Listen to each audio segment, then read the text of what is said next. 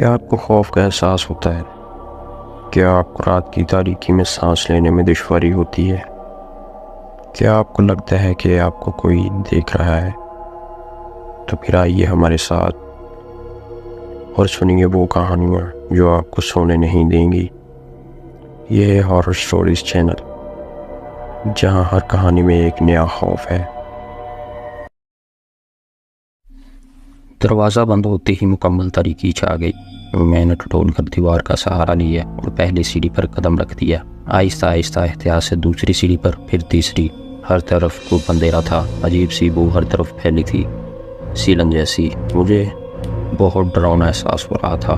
میرا دل تیزی سے دھڑک رہا تھا۔ ناہید، میرے کانوں سے جمشید کی آواز ٹکرائی۔ ہاں، میں نے تڑپ کر پکارا، ناہید۔ جمشید نے مجھے دوبارہ پکارا۔ اس کی آواز میں عجیب تکلیف تھی، سخت قرب۔ اور پھر میری آنکھ کھل گئی۔ میرا دل تیزی سے دھڑک رہا تھا، سارا جسم پسینے میں بھیگا ہوا تھا۔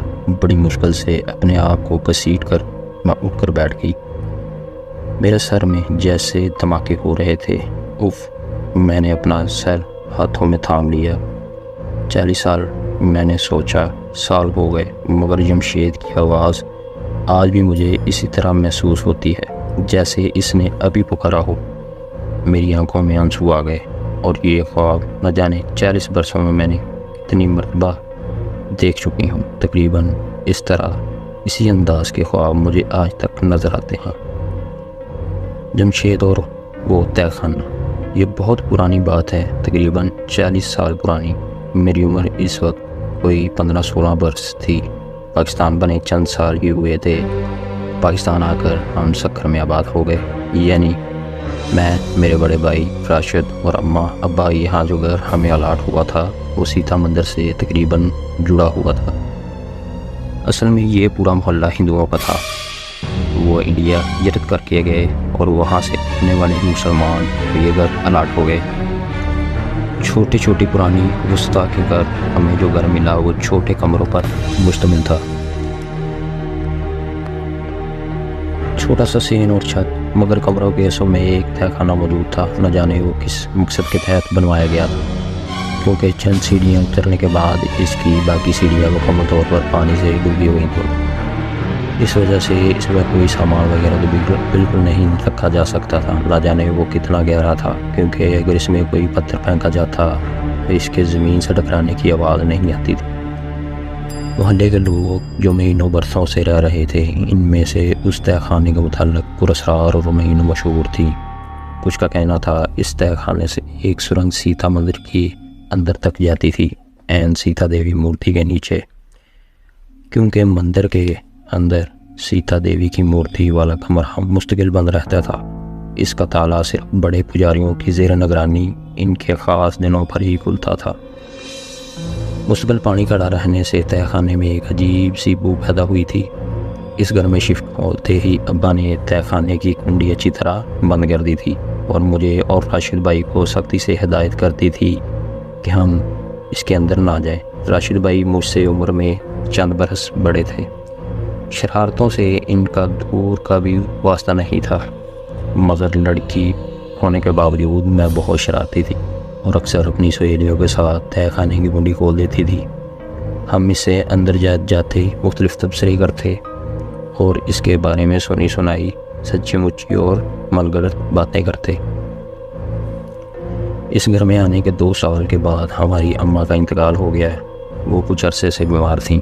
ان کے انتقال کے بعد ہماری رشتے کی پھوپھی حمیدہ ہمارے ساتھ رہنے لگیں۔ ان کے ساتھ زیادہ رشتہ دار انڈیا میں ہی رہ گئے تھے۔ وہ بہت بوڑھی تھیں، مگر جیسے تیسے گھر کا کام کر لیتی تھیں، کیونکہ میں اس وقت بہت چھوٹی تھی اور کھانا وغیرہ بھی نہیں بنا سکتی تھی۔ ان کے یہاں آنے سے ابا بھی بے فکر ہو گئے تھے اور ان کو بھی سر چھپانے کا ٹھکانہ مل گیا تھا۔ وقت آگے بڑھنے لگا۔ میں نے 10ویں کا امتحان پاس کیا تو تعلیم کا سلسلہ ختم ہو گیا، کیونکہ اس وقت وہاں لڑکیوں کا کوئی کالج نہیں تھا، نہ ہی زیادہ تعلیم عام تھی۔ حمیدہ پھوپھو مجھ کو گھرداری سکھانے لگی۔ محلے میں میری چند ہم عمر سہیلیاں تھیں، کبھی وہ میری طرف آ جائیں، کبھی میں ان سے ملنے چلی جاتی۔ پرانا زمانہ تھا، نہ ٹی وی، نہ نہ ٹی وی تھا، نہ فلم، نہ ہی بازاروں کے چکر لگتے تھے۔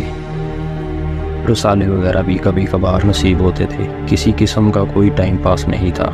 میری کوئی بہن بھی نہیں تھی۔ اماں کا بھی انتقال ہو چکا۔ راشد بھائی ابا کے ساتھ دکان میں بیٹھے تھے۔ صبح کے نکلے دوپہر کو صرف کھانے کے وقت تھوڑی دیر بعد تھے، پھر نکلتے تو شام کی خبر لیتے۔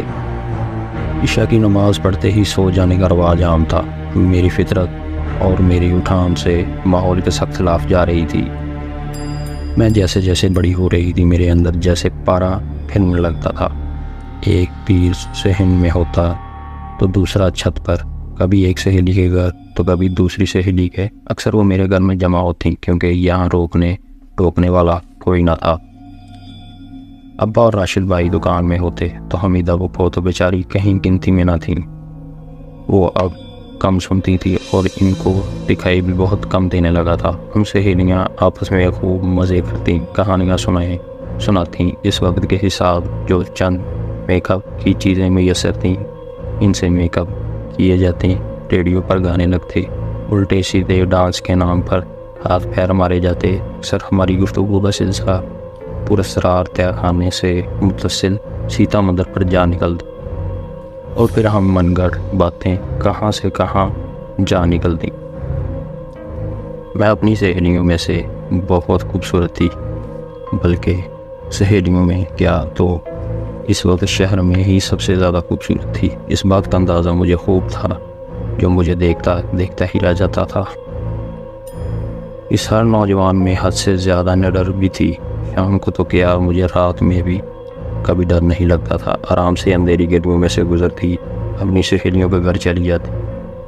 ماں تو نہیں کہ برے بھلے کی تمیز بتائے، ایسے ہی نہ جانے کیسے کسی طرح جمشید سے دوستی ہو گئی۔ جمشید میری گلی میں ہی رہتا تھا اور راشد بھائی کا دوست، یا نہ جانے اس نے میری وجہ سے دوستی کی تھی۔ وہ اکثر ان سے ملنے آ جاتا تو ہم ایک دوسرے کو دیکھ لیتے، پھر ان کی غیر موجودگی میں آنے لگتا۔ رفتہ رفتہ یہ کچی دوستی پیار میں بدل گئی۔ ہم دونوں ایک دوسرے کے بغیر چین نہ تھا۔ میں نے جمشید کے متعلق کسی کو نہیں بتایا تھا، یہاں تک کہ اپنی سہیلیوں کو بھی نہیں، کیونکہ اس وقت یہ پیار اور دوستی جو آج کل بالکل عام ہے سخت برا سمجھا جاتا تھا۔ مجھے اندازہ تھا کہ میری سہیلیاں مجھے ان باتوں سے منع کریں گی یا پھر مجھ سے ملنا ہی ترک کر دیں گی، اس لیے ہم چھپ چھپ کر ملتے تھے اور ان ملاقاتوں کے لیے میرا گھر تو آئیڈیل تھا۔ ابا اور بھائی ہوتے نہیں تھے۔ حمیدہ پھوپھا کام سے فارغ ہو کر دوپہر سے اتنا لمبا سوتی کہ شام میں اٹھنا مشکل ہو جاتا۔ اسے میں جمشید چپکے سے میرے گھر آ جاتا اور پھر ہم ہوئے اور ہماری لمبی لمبی باتوں۔ یہ نہیں تھا جمشید کوئی بد فطرت اور بدمعاش لڑکا تھا، اور راشد بھائی کی طرح سیدھا سادہ شریف تھا۔ میں کم عمری کی محبت کا کچھ سوچتی ہے۔ وہ اکثر کہتا تھا اس کو اسی طرح ملنا پسند نہیں ہے اور وہ جلد وہ میری امی کو میرے رشتے کے لیے بھیجے گا، بس اس کی بڑی بہن کی شادی ہو جائے یا ان کا کہیں رشتہ طے ہو جائے۔ مگر ایسا کبھی نہ ہو سکا۔ ایک دن ابا معمول میں مطابق دکان جانے کے لیے تیار ہونے لگے تو چکرا کر بیٹھ گئے۔ میں ان کو ناشتہ دے رہی تھی۔ کیا ہوا ابا؟ میں نے گھبرا کر پوچھا۔ آپ کی طبیعت تو ٹھیک ہے؟ کچھ نہیں بیٹا، انہوں نے جواب دیا، رات کو ٹھیک سے سو نہیں پائے، شاید اسی کا اثر ہو۔ آپ آج دکان نہ جائیں، آرام کریں، راشد بھائی نے بھی کہا، مگر ابا نے ہماری ایک نہ سنی اور دونوں دکان چلے گئے۔ میں ان کے جانے کے بعد گھر کے کعبے میں لگ گئی۔ کچھ دیر بعد دروازے پر دستک ہوئی اور میرے اندازے کے مطابق جمشید باہر کھڑا تھا۔ دروازہ کھلتے ہی وہ اندر آ گیا۔ میں اس کو دیکھ کر خوشی سے نہال ہو گئی، کیونکہ وہ کئی دنوں سے نہیں ملا تھا اور ہماری کوئی بات نہیں ہو سکی تھی۔ حمیدہ وہ جب معمولی سو چکی تھی، میں جمشید کو اپنے کمرے میں لے آئی اور ہم آہستہ باتوں میں مشغول ہو گئے کہ اچانک تیز دستک نے مجھے چونکا دیا۔ اس وقت کون ہو سکتا ہے؟ میں جمشید کو خاموش رہنے کا اشارہ کر کے دروازے کی طرف آئی۔ دروازے سے جھانکتے ہی میری تو جیسے جان ہی نکل گئی۔ راشد بھائی فکر مند چہرہ لیے دروازے پر کھڑے تھے اور ابا پیچھے تھانگے میں تقریباً لیٹے ہوئے تھے۔ یا اللہ، اب کیا کروں؟ میں گھبراہٹ سے پاگل ہو گئی۔ جلدی سے جمشید کو صورتحال بتائی۔ وہ بھی میری طرح ڈر گیا۔ کیا کروں؟ کوئی راستہ دوسرا موجود نہیں تھا جہاں سے جمشید کو باہر نکال دیتی۔ چھت موجود تھی، کسی باؤنڈری کے بغیر وہاں موجود انسان نیچے والوں کو صاف نظر آ جاتا۔ باہر سے راشد بھائی مستقل دروازہ بجا رہے۔ سخت گھبراہٹ میں یہ خیال میرے ذہن میں ٹکرایا۔ کانپتے ہاتھوں سے میں نے تہہ خانے کی کنڈی کھولی۔ دیکھو بس جمشید، بس تھوڑی دیر، جیسے ہی میں ماحول سازگار ہوگا میں تمہیں نکال لوں گی۔ میں اب اتنی جلدی میں تھی کہ میں نے جمشید کے تاثرات تک نہیں دیکھے، بس اندر دھکیل کر باہر سے کنڈی لگا دی۔ وہ میں غسل خانے میں تھی۔ راشد بھائی کے پوچھنے پر میں نے بتایا۔ ابا کو کیا ہوا ہے پتہ نہیں، دکان پر اچانک گر گئے، انہوں نے بتایا، اور وہ تانگے والا ابا کو اٹھا کر اندر لے آئے اور بستر پر لٹا دیا۔ میں حکیم صاحب کو لے کر آتا ہوں۔ وہ باہر نکل گئے۔ شکر ہے میں تیزی سے اندر کی طرف مڑی ہی تھی کہ وہ دروازے سے گلی کے 2 حضرات اندر آ گئے۔ ابا کے پاس کمرے میں بیٹھ گئے۔ میری سانس رک گئی۔ اب تو جمشید کو جلدی نکالنا ناممکن تھا۔ وہ سارا دن گزر گیا۔ راشد بھائی حکیم کو لے کر آئے، ابا کو دوا دی گئی، پھر وہ ابا کے پاس ہی بیٹھ گئے۔ حمیدہ پپھو بھی اٹھ گئی تھی۔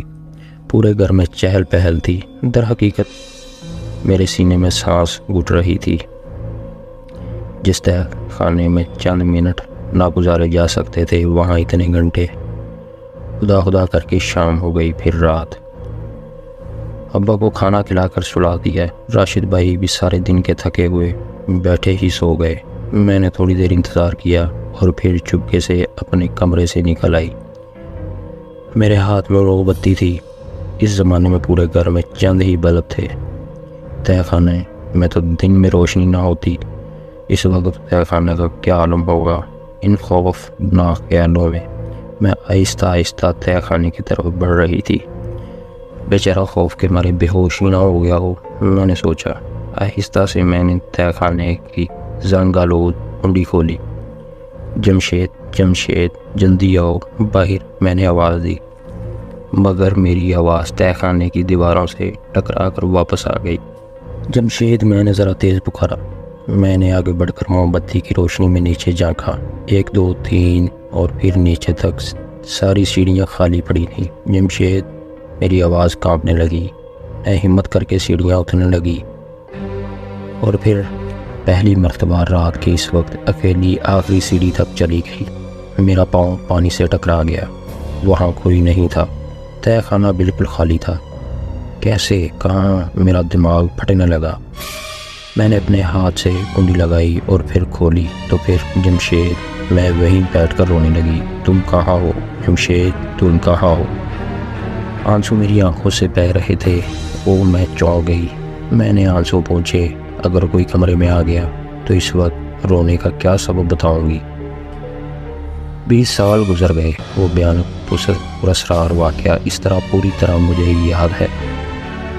مجھے اکثر تڑپاتا ہے۔ جمشید کا اس دن کے بعد کہیں کوئی پتہ نہ چلا۔ اس کی امی، اس کے گھر والے اس کی گمشدگی جیسے پاگل ہو گئے تھے۔ پاگل تو میں بھی ہو گئی تھی، مگر میں اپنا دکھ کسی سے نہیں بتا سکتی تھی۔ اکثر گھر والوں کی عدم موجودگی میں تہہ خانے کا دروازہ کھول کر جمشید کو پکارتی، مگر کبھی کوئی جواب نہ آیا۔ ہاں، لیکن اکثر خواب میں مجھے جمشید جواب دیتا۔ نہ ہی اس کی آواز کرم میں ڈوبی ہوتی۔ ہمیشہ اس کی آواز میں سخت تکلیف ہوتی۔ اس کی تکلیف میں ڈوبی آواز نے مجھے کبھی سکون سے رہنے نہ دیا۔ میری اس واقعے کے چند سال بعد شادی ہو گئی۔ خدا نے مجھے اولاد کی نعمت سے بھی نوازا۔ شوہر بھی بہت اچھے ملے، مگر ایک شدید کسک نے مجھے تمام عمر چین نہ لینے دیا۔ ابا کے انتقال کے چند سالوں بعد راشد بھائی نے اچھے علاقے میں دوسرا گھر خرید لیا اور میں شفٹ ہو گئے۔ میں شادی کے بعد دوسرے شہر آ گئی۔ پھر کبھی اس گھر اور اس منحوس تہہ خانے کو دیکھنے کا اتفاق نہ ہوا، مگر نظر تو مجھے وہ اکثر آتا ہے، نیند میں اسی طرح، اتنا ہی بلکہ اس سے کہیں زیادہ پراسرار۔ تہہ خانہ ایک شدید غلطی کی یہ سزا کب ختم ہوگی؟ دوستوں، کیسی لگی آپ کو آج کی کہانی؟ کمنٹ کر کے اپنی رائے کا اظہار ضرور کریں اور اپنے واقعات آپ بھی پلیز ہمارے ساتھ شیئر کریں۔